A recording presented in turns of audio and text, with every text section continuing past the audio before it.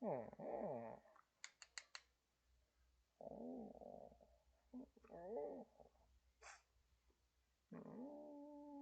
pá.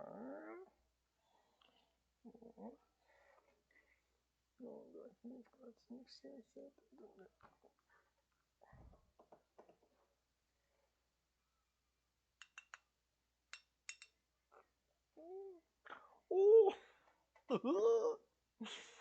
Daí galera, tudo bem, Lúcio, com vocês? Boa tardão pra vocês, né? Tava aqui fazendo minha experiência científica aqui. Tava vendo a separação dos corpos, né? Em ambientes não densos. É uma coisa que eu tô pesquisando aí, é bem legal. Vamos falar sobre política hoje? Política! Vamos falar sobre política, gente. Disseram que vamos concluir aqui um assunto aqui que vocês estão falando sobre política, né? Sobre os teóricos clássicos, né? Sobre política, né?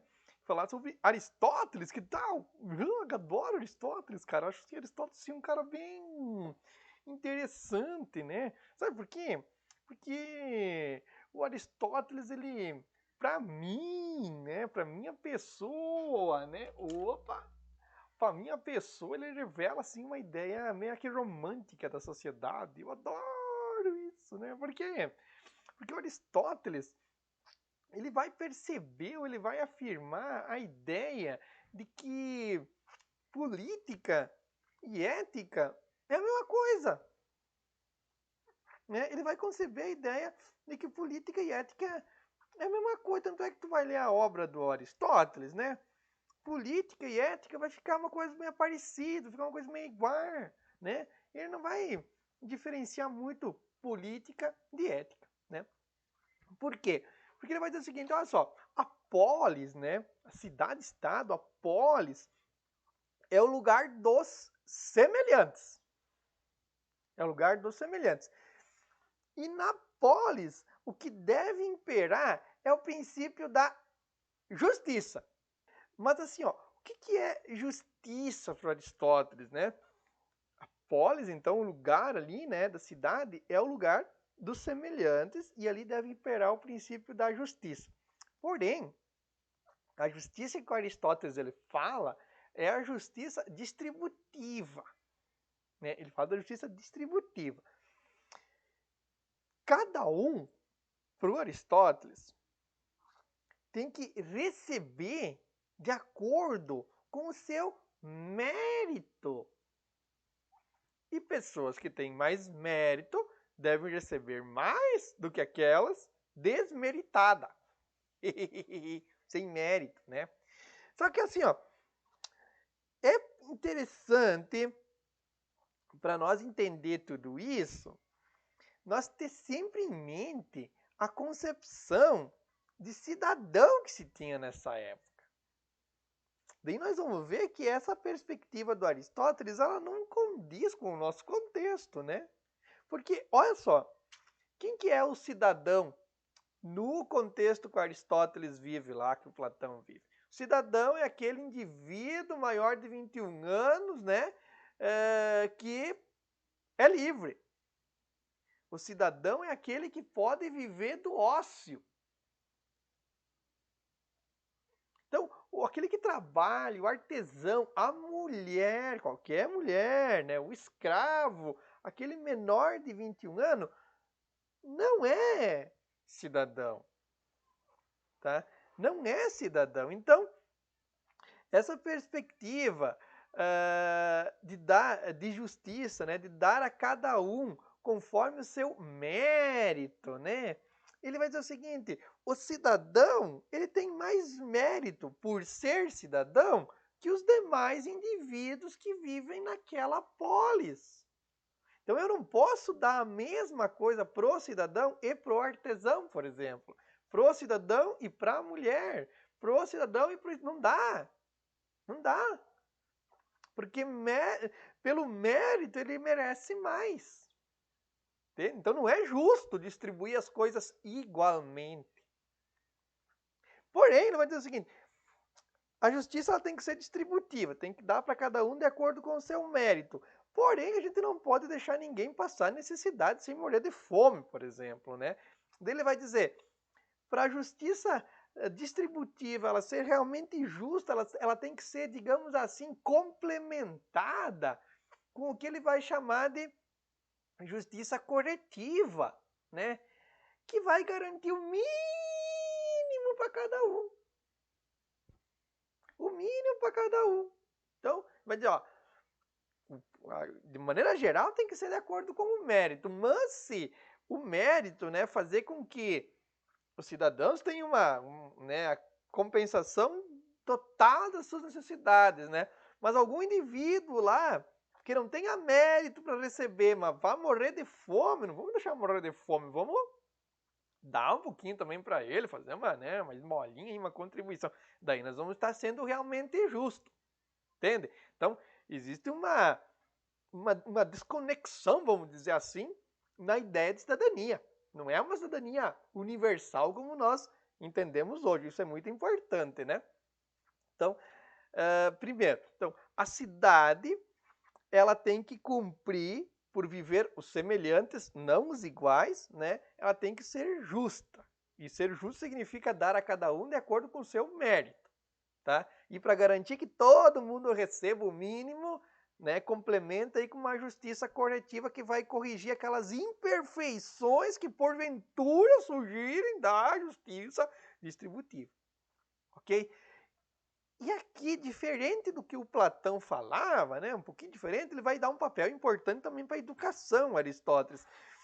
Mas a educação ela tem o princípio, né, de formar, né, ela tem que cumprir a função de formar o cidadão ético.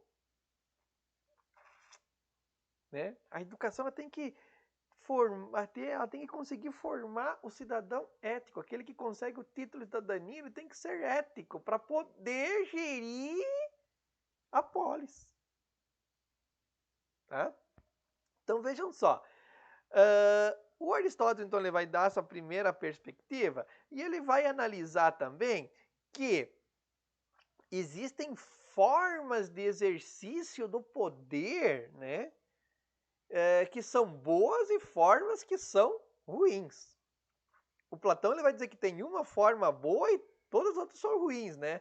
O Aristóteles ele vai discordar um pouquinho disso, porque ele vai dizer, dá só para os sábios ali, também não é uma coisa assim, também, não. Não, existem as boas e existem as ruins. Existem as boas e existem aquelas que foram corrompidas. Por quê? Toda forma boa, né, existe uma equivalente que é corrompida. Entende?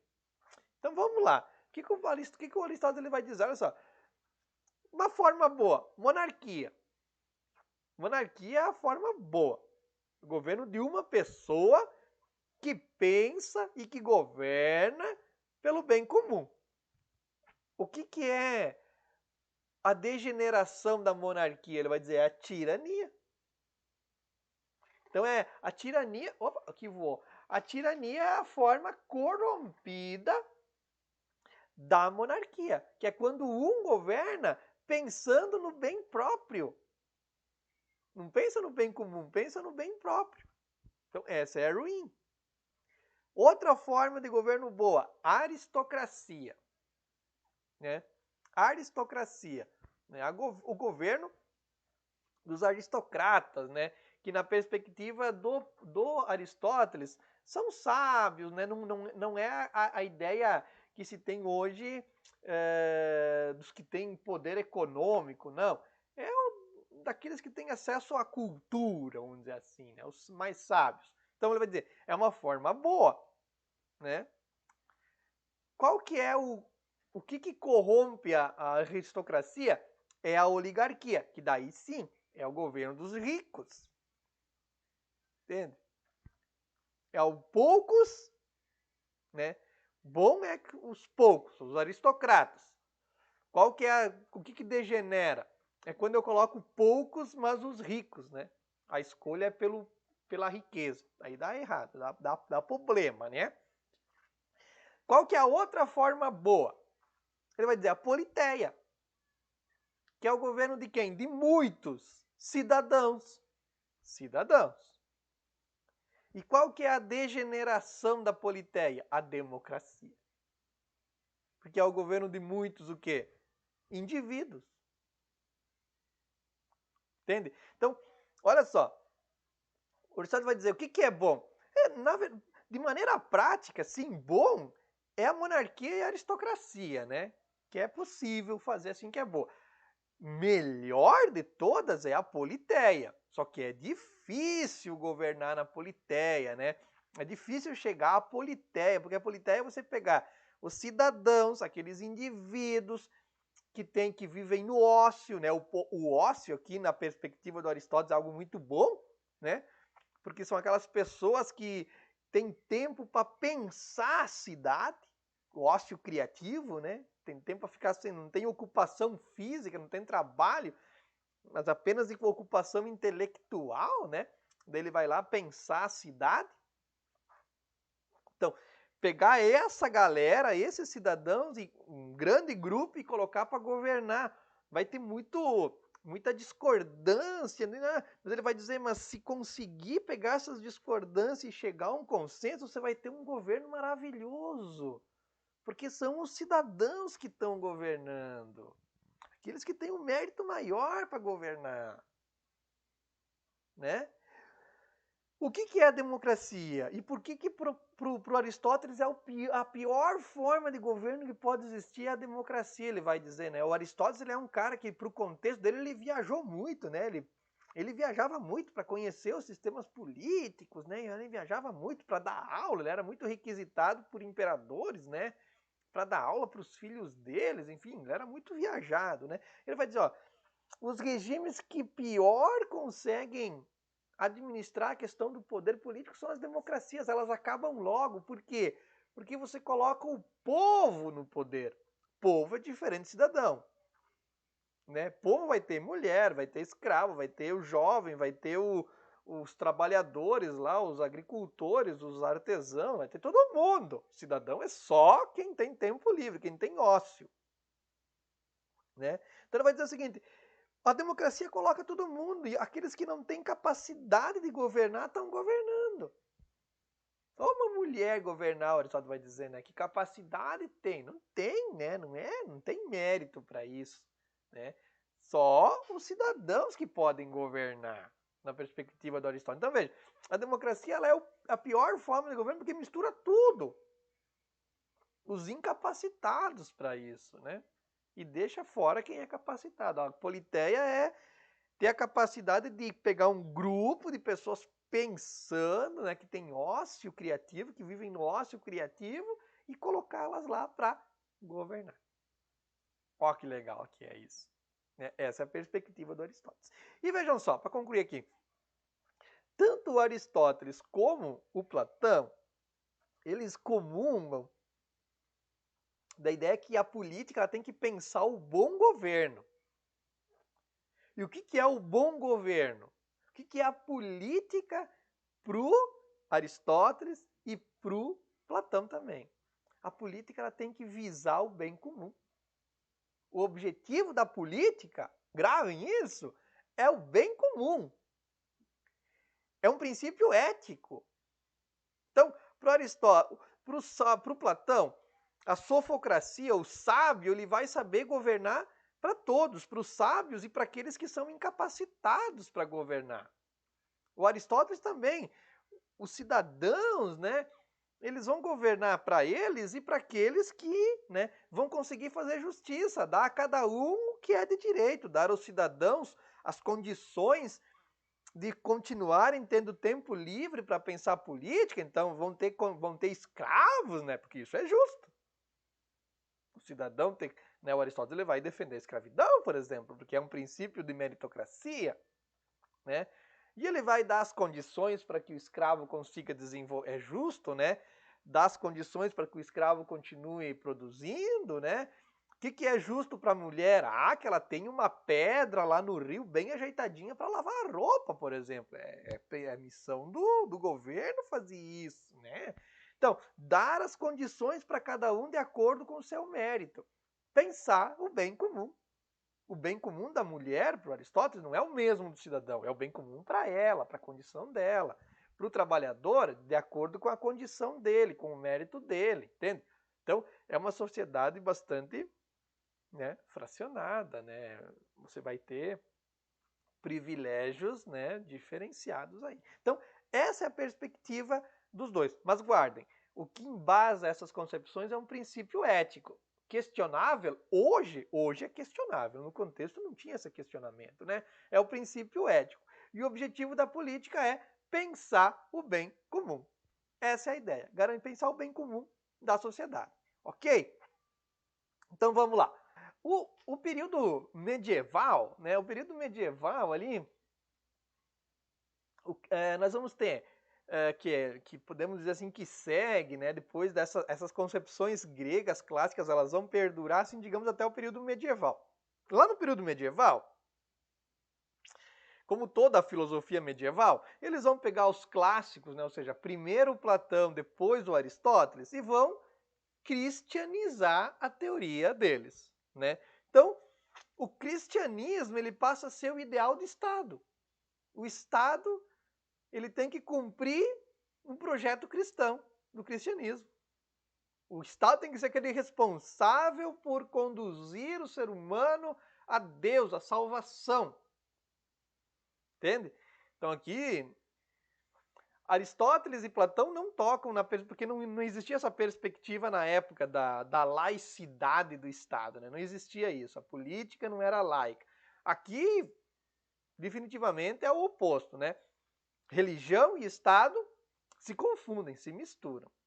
Apesar que hoje, né, em determinado momento, em determinado aspecto, voltamos ao período medieval, né? Enfim, não vamos polemizar agora, né?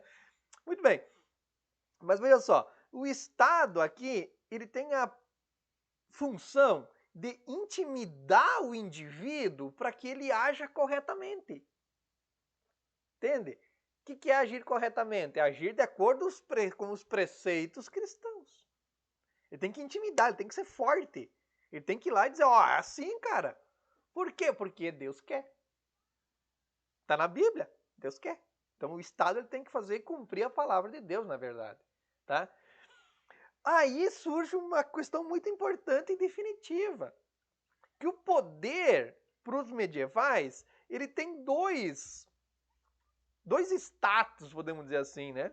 Dois status. Existe o poder do Estado, que ele é temporal e ele é humano, ele vai trabalhar com as questões humanas, né? E tem o poder da igreja, que ele é atemporal, né? Ele é espiritual e ele busca a salvação do homem. Então, o poder do Estado ele tem que agir pela força, pela espada, a intimidação, né? Tem que intimidar, tem que obrigar, tem que, se precisar queimar na fogueira, fazer o quê? Mas não pode é perder as pessoas, né? O pecado, né? O homenzinho lá não pode vir buscar as almas das pessoas. E se busca que seja só de uma, né? O Estado ele tem que estar ali, controlador, né? E a igreja, ela é espiritual, ela vai buscar a salvação. Tá? Então vejam só, aqui você tem essa mistura, mas sempre o poder da igreja ele é superior ao poder do Estado. O poder do Estado deve, né, explicações ao poder da igreja, que vai ser o definidor. Tá? Então nós vamos ter né, se pega, aí vamos lá ver, vai vir o Agostinho, por exemplo, né, Agostinho de Hipona, que é o principal representante da patrística lá na escola, no período medieval, né? O Agostinho ele vai pegar a filosofia de Platão, que falava de mundo inteligível, mundo sensível, e vai falar, é cidade terrestre e cidade celeste, cidade de Deus. O poder dos homens, o poder do Estado, né, aqui embaixo, e o poder divino aqui em cima. O poder da igreja, né, que é superior. Tá? Então ele vai trabalhar essa ideia, ele vai dizer que o poder do Estado ele tem que estar de acordo com o poder divino, com o poder da igreja. O poder da igreja, o poder de Deus, ele não vai se manifestar só depois que a pessoa morre. Não, é durante a vida. E o Estado ele tem o dever de fiscalizar, né? E de orientar para que as pessoas tenham a salvação. E esta perspectiva fez com que começassem a surgir vários conflitos, né, entre igreja e Estado, né, reis que se revoltavam. Quem é que dava o poder ao rei? O bispo, a igreja que dava, porque o poder ele era uma vontade de Deus. O poder do Estado era concebido por Deus, né? Lembrem lá, Jesus Cristo indo ser crucificado, né? Se usava a Bíblia e se usava a filosofia para justificar, né? Vai lá, o Pilatos lá, ele questiona, né, Jesus lá dizendo, escuta, tu não sabe que eu tenho poder para te soltar, para te libertar? Aí Jesus responde o quê? Tu só tem esse poder porque Deus te deu esse poder. Entendeu? Entendeu? Então, o poder divino, o poder da igreja, ele é superior ao poder dos homens. Depois vem o Tomás de Aquino, né, também, e ele vai dizer que o poder do Estado ele não contempla a salvação, é o poder é o poder da igreja que contempla a salvação. O Estado ele tem que conduzir, né? Tem que fazer de tudo para que o ser humano se salve. Ou seja, aqui nós temos uma ideia não mais de uma sofocracia como a de Platão, não temos mais uma ideia de uma politeia como o Aristóteles, mas sim de uma teocracia, né? A ideia, o poder político aqui, ou a política, ela se resume nessa relação de poder, igreja, Estado, povo, indivíduos. Entendeu? Que depois, lá no período moderno, se altera tudo de novo, né? Ainda bem, graças a Deus. Ok, gente? Ficamos por aqui hoje, tá? Espero assim, ter contribuído em algum sentido assim com vocês, tá? Para falar sobre política. E eu vou acabar minha experiência de química aqui, que eu vou ter que mandar lá pro meu professor lá, né? Que nós fazendo uma experiência de química aqui. Olha só, ficou brilhando agora. Deixa eu anotar isso aqui, porque brilhou de vez isso aqui. Agora brilhou. Olha como é que brilhou, olha só.